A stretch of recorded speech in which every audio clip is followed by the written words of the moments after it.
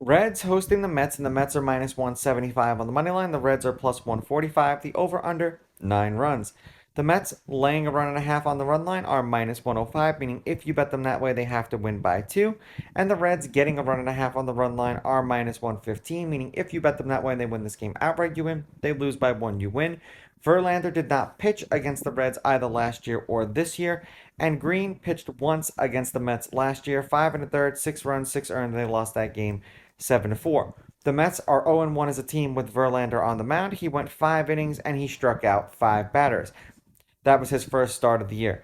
Now for the Reds, they are 2-5 as a team with Green on the mound. He's averaging 4 2/3 innings pitched and 6.7 strikeouts per game in those games. What's alarming to me is that Verlander has only been in 1 game so far this year and gave up 2 home runs, and Green has been in 7 games so far this year and has given up 3.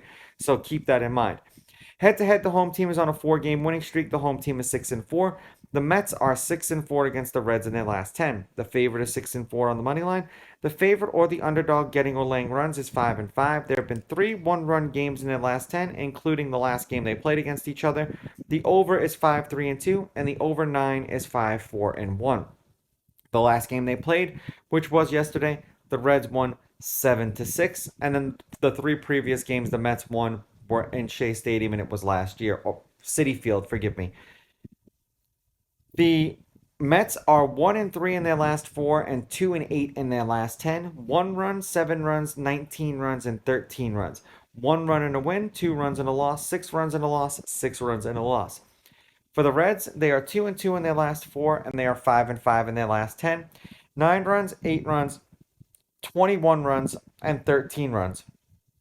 4 runs and a loss, 5 runs and a win, 4 runs and a loss, 7 runs and a win.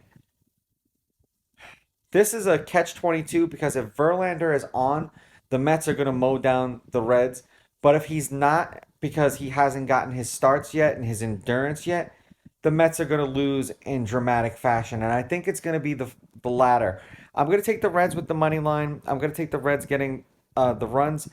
And I'm going to go over in this game. I just have one of those really funny feelings that Verlander's just not going to be on in this game and the Reds are going to get to him early. These are just my picks. If you disagree, please go with your gut and please bet responsibly.